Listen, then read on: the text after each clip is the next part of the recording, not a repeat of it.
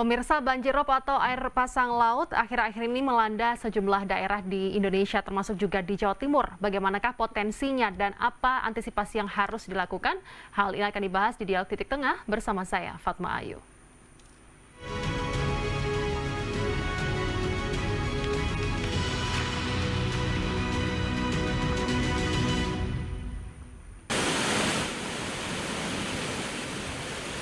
Cuaca ekstrim hingga terjadinya banjirop atau air laut pasang membuat ratusan nelayan di pesisir pantai utara Kabupaten Tuban tak berani melaut. Akibatnya nelayan kehilangan penghasilan selama sepekan terakhir. Seperti inilah kerasnya hantaman ombak yang menerjang bibir pantai utara Kelurahan Sidomulyo, Kabupaten Tuban. Intensitas gelombang laut tinggi disertai angin kencang membuat ratusan nelayan di wilayah ini memilih tidak melaut. Selain itu, terjadinya air laut pasang atau banjirop yang merendam permukiman warga selama hampir sepekan mengakibatkan aktivitas ekonomi menjadi lumpuh. Atas kondisi ini, para nelayan dan warga mengaku kehilangan pendapatan mereka. Demi bisa bertahan mendapat penghasilan, sebagian diantaranya membuka jasa perbaikan jala ikan atau bekerja serabutan sebagai tenaga buruh bersih kapal.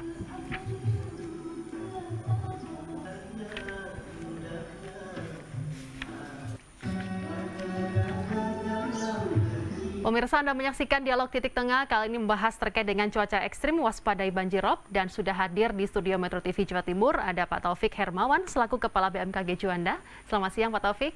Selamat siang Mbak. Dan juga melalui sambungan Zoom ada Pak Sriono selaku Kepala Bidang Kedaruratan dan Logistik BPBD Jawa Timur. Selamat siang Pak Sriono.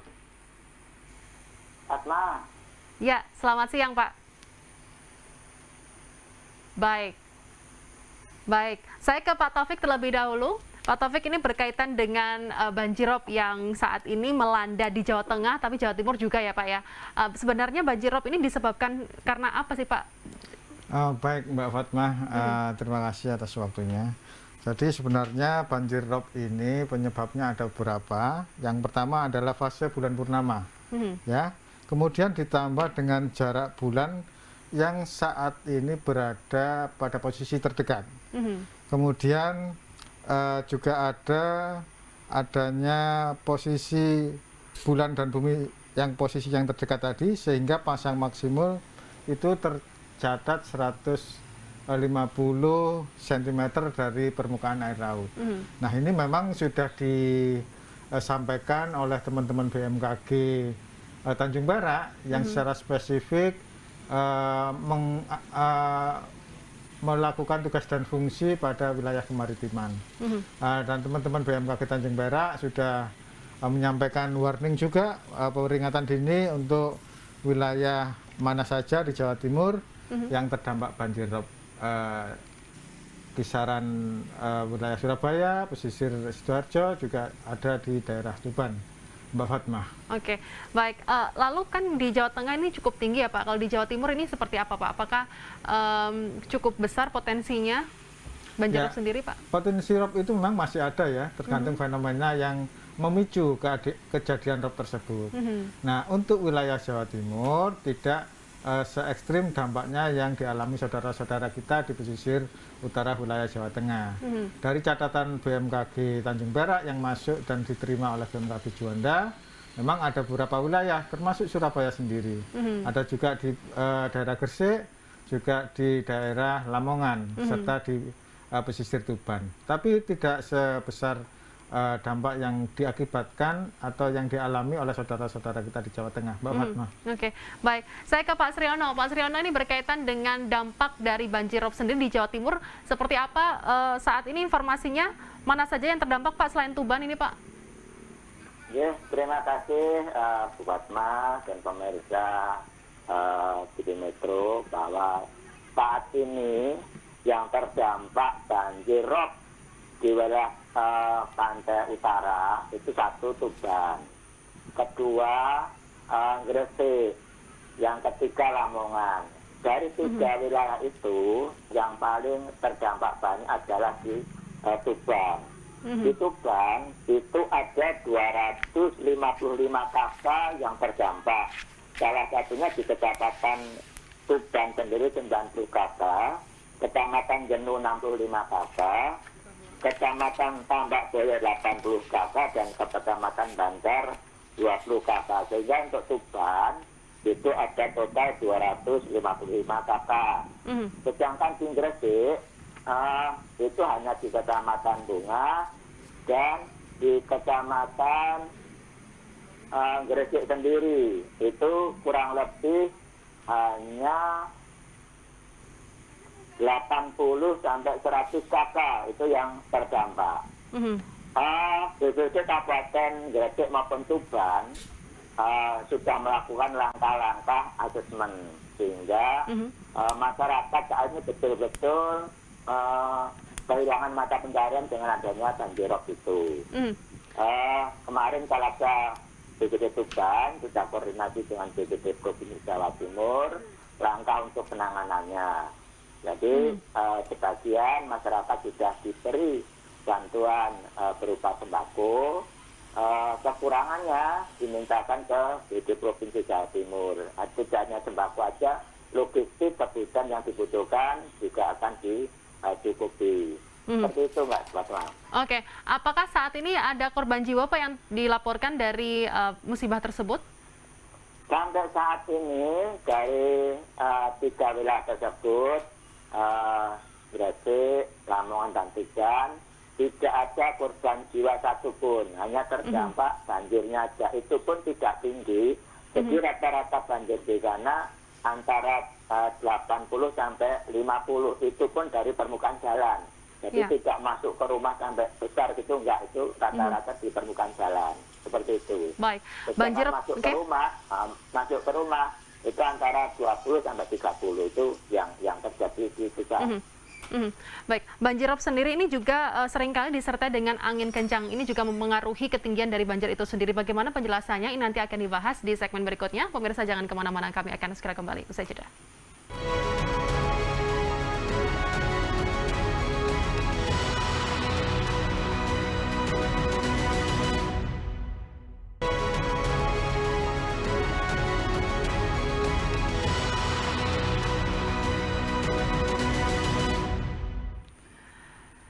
Pemirsa, Anda menyaksikan Dialog Titik Tengah. Kali ini membahas terkait dengan cuaca ekstrim, waspadai banjirop dan juga bencana-bencana yang lainnya begitu. Dan sudah hadir di studio Metro TV tadi ada Pak Taufik Hermawan selaku Kepala BMKG Juanda dan juga melalui sambungan Zoom yakni Pak Sriono selaku Kepala Bidang Kedaruratan dan Logistik BPBD Jawa Timur. Dan saya ingin mendengar laporan dari Bambang Yulianto yang langsung melaporkan dari Tuban. Selamat siang.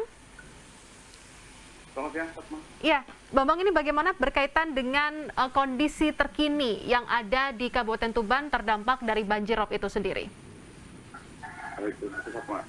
Benar sekali, memang meskipun fenomena banjirop ini sudah berlalu, namun masih menyisakan sejumlah persoalan di masyarakat ya, terutama warga pesisir dan yang lebih merasakan dampaknya sendiri adalah para nelayan.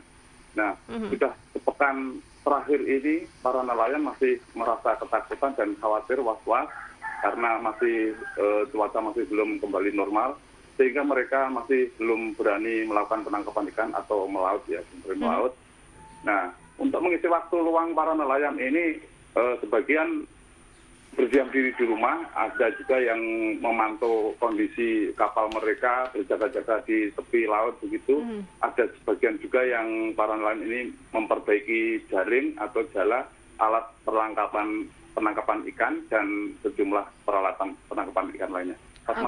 Oke, berarti saat ini kondisinya sudah surut begitu ya yang ada di permukiman warga pesisir sendiri?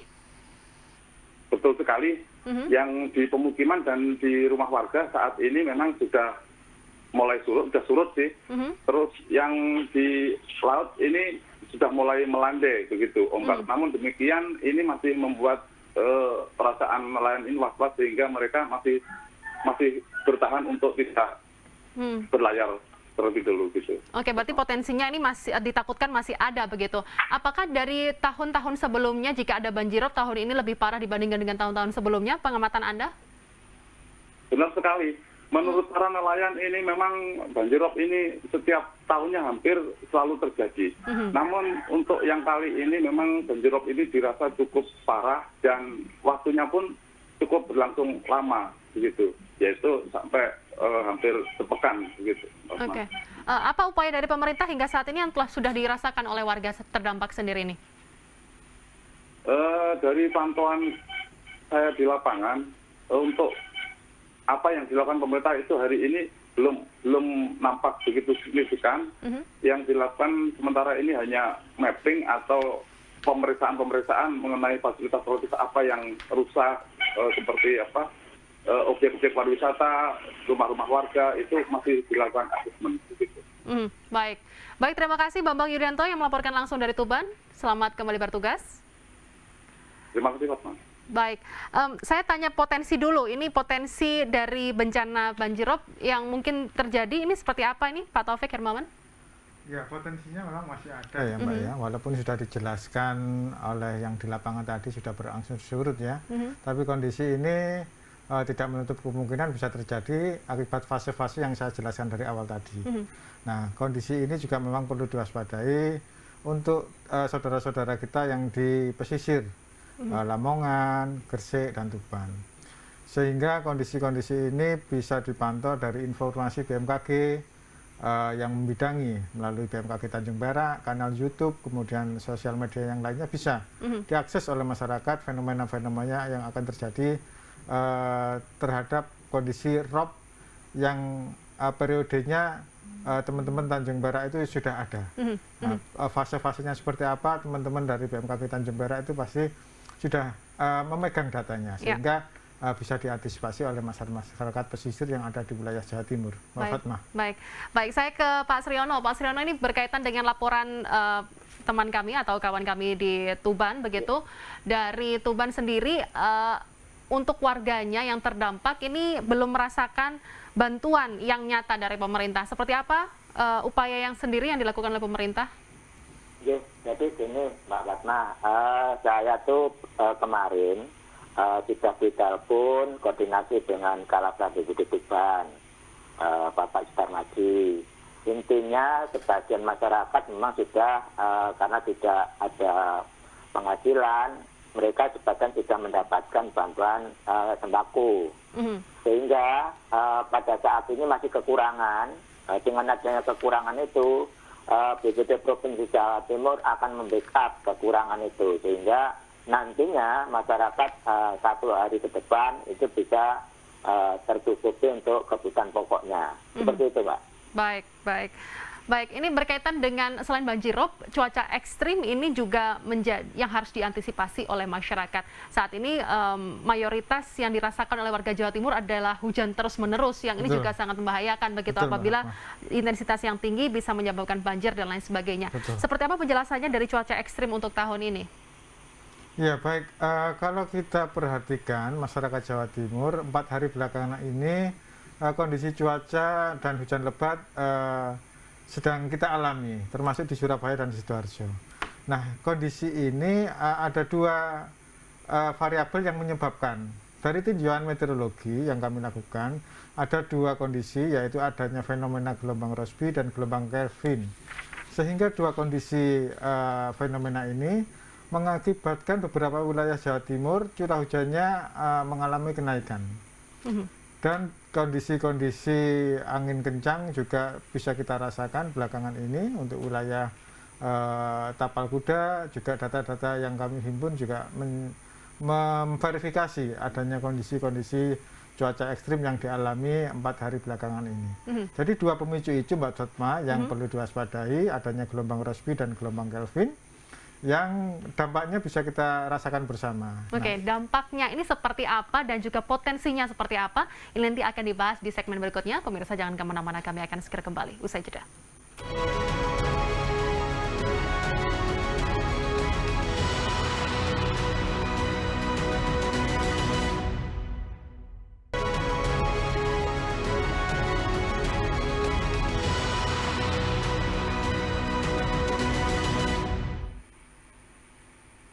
Kalau dirasakan saat ini Jawa Timur seharusnya adalah musim kemarau, tapi beberapa hari terakhir cuaca yang terjadi malah hujan begitu, terjadi hujan, dan juga ini dikarenakan adanya gelombang Rossby dan juga gelombang Kelvin. Potensi dan juga dampaknya ini yang dimungkinkan seperti apa ini, Pak?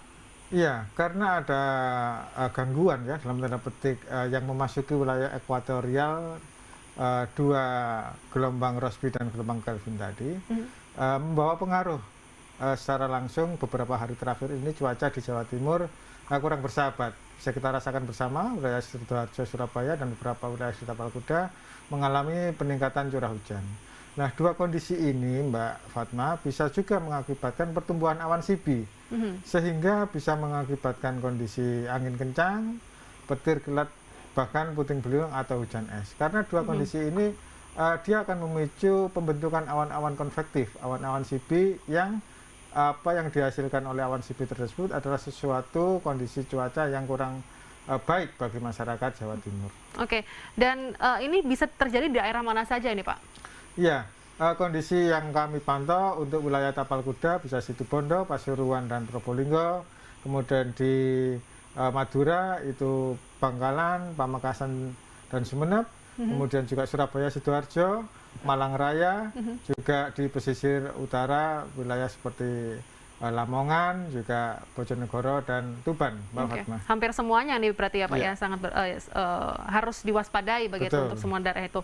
Baik, saya ke Pak Sriono. Pak Sriono, ini berkaitan dengan mitigasi bencana. Selain ada banjir rob, tapi juga yang harus diwaspadai adanya gelombang Rossby dan juga gelombang Kelvin yang bisa menyebabkan banjir, angin puting beliung, dan lain sebagainya. Mitigasi bencana yang sudah dilakukan dan juga saat ini yang sudah dipersiapkan seperti apa ini Pak?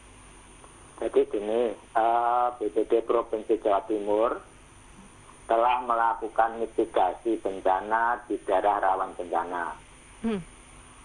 Dari 4.736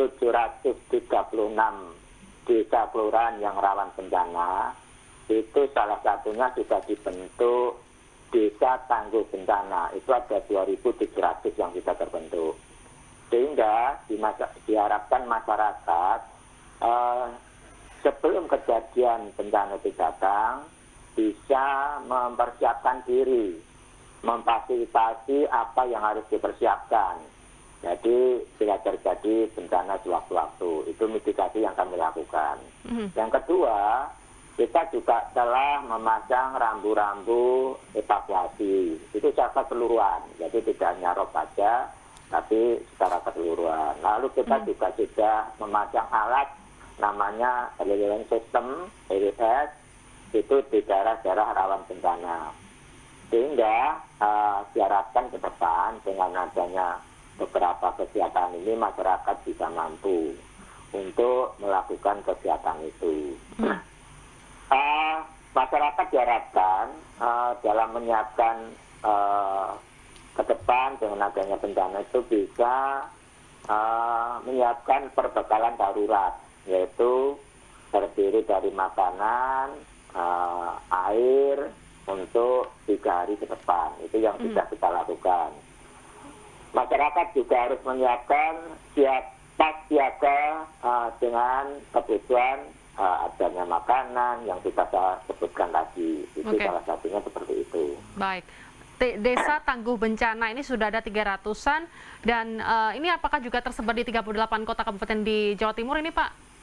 Iya, jadi desa tangguh bencana itu dari 4.736 desa itu sudah terbentuk 2.700 Mbak. Jadi 2.700 yang sudah terbentuk desa tangguh bencana. Oke, diharapkan ini efektif dan jangan sampai ini masyarakat gagap begitu jika menghadapi bencana. Karena memang tiap tahun sebenarnya bencana ini untuk banjir, puting beliung dan lain sebagainya ini pasti terjadi begitu ya, karena kita juga hidup di iklim yang tropis.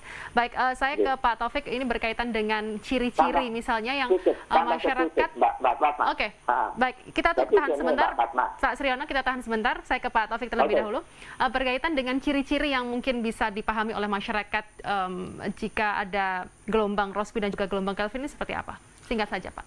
Ya, jadi yang dipahami secara kasat mata, ya pembentukan awannya sangat cepat, Mbak. Jadi kita bisa rasakan pembentukan awan akhir 3-4 hari ini kan pertumbuhannya sangat cepat, sehingga pada sore bahkan malam hari turun hujan sangat lebat. Jadi kondisi-kondisi seperti ini akibat dari dipicu dengan dua fenomena gelombang Rossby dan Kelvin tadi, pembentukan awan-awan hujannya itu akan semakin cepat. Awan-awan konvektif pembentukan potensi hujan lebatnya. Oke, itu juga harus dipahami awan jika awan sudah gelap dan sore hari ini harus diwaspadai gitu, begitu ya Pak. Betul. Oke, singkat saja Pak Sriono, pesan Anda untuk masyarakat seperti apa? Jadi gini, pesan saya kepada masyarakat satu, mendengarkan stasiun cuaca setempat atau BMKG yang sudah disampaikan Pak Taufik tadi, karena BMKG akan merilis kapan terjadinya peringatan dini, disampaikan BPD akan meneruskan. Kedua, berdasarkan hasil survei, masyarakat harus siap menyelamatkan diri itu dari masyarakat sendiri dan keluarga. Begitulah Mbak, terima. Baik, dan tentunya juga dipandu oleh pemerintah untuk kesiapsiagaan begitu ya Pak. Baik, terima kasih Pak Sriono selaku Kepala Bidang Kedaruratan dan Logistik BPBD Jawa Timur, dan juga ada Pak Taufik Hermawan selaku Kepala BMKG Juanda membahas terkait dengan cuaca ekstrim di Jawa Timur. Pemirsa, saya Fatmai pamit undur diri. Terima kasih atas kebersamaan Anda. Sampai jumpa, sehat selalu.